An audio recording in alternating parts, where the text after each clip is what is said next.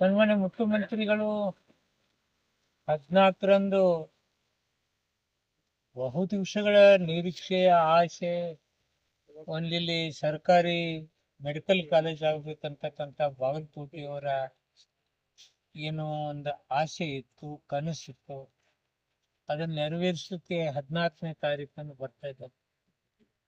ಅದ್ರ ಜೊತೆಗೆ ಇದ್ರ ಹಿಂದ್ಗಡೆ ಪ್ರಯತ್ನ ಹಾಗೂ ಮೆಡಿಕಲ್ ಕಾಲೇಜ್ ಬೇಕು ಅಂತಕ್ಕಂಥ ವಿಚಾರ ಬಹುದಿನಗಳಿಂದ ದಿವಂಗತ HY ಮೇಟಿ ಅವರ ಪ್ರಯತ್ನದ ಫಲದಿಂದ ಇವತ್ತು 14ರಂದು ಶಂಕುಸ್ಥಾಪನೆ ಕಾರ್ಯಕ್ರಮ ಇದೆ. ಅದರ ಜೊತೆಗೆ ಹಲವಾರು ಅಭಿವೃದ್ಧಿ ಕೆಲಸಗಳನ್ನ ಏನ್ ದಿವಂಗತ HY ಮೇಟಿ ಅವರ ಕಾಲದಲ್ಲಿ ಅವರ ಅವಧಿಯಲ್ಲಿ ಯಾವ್ಯಾವ ಅಭಿವೃದ್ಧಿ ಕೆಲಸಗಳನ್ನ ತಂದಿದ್ರು ಅಂತಕ್ಕಂಥ ಶಂಕುಸ್ಥಾಪನೆ ಹಾಗೂ ಉದ್ಘಾಟನೆ ಕಾರ್ಯಕ್ರಮವನ್ನು ನಾವು ಇವತ್ತು 14ರಂದು ಮಾಡ್ತಾ ಇದ್ದೀವಿ.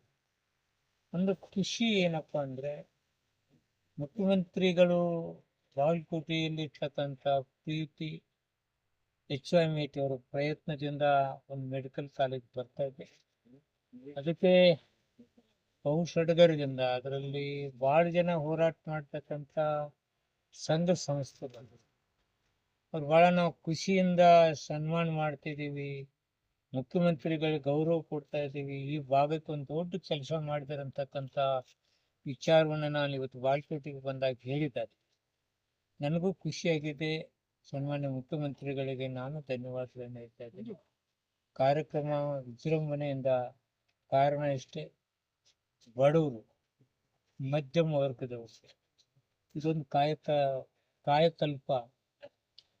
ಇಂಥ ಒಂದು ಕೆಲಸಕ್ಕೆ ಮುಖ್ಯಮಂತ್ರಿಗಳು ಮುಂದಾಗಿದ್ದರಿಂದ ಆ ಕಾರ್ಯಕ್ರಮ ಯಶಸ್ವಿ ಆಗ್ತಾ ಇದೆ.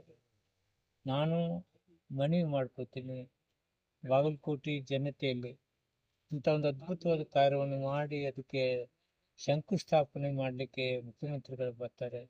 ಬನ್ನಿ, ಭಾಗವಹಿಸಿ, ತಾವು ಈ ಕಾರ್ಯಕ್ರಮದಲ್ಲಿ ಬಂದು ತಮ್ಮ ವಿಚಾರಧಾರೆಗಳನ್ನ ಮುಖ್ಯಮಂತ್ರಿಗಳಿಗೆ ಅಭಿನಂದನೆ ಕೆಲಸ ಮಾಡ್ತಕ್ಕಂಥ ಕೆಲಸ ತಾವು ಮಾಡುತ್ತೆ ವಿನಂತಿ.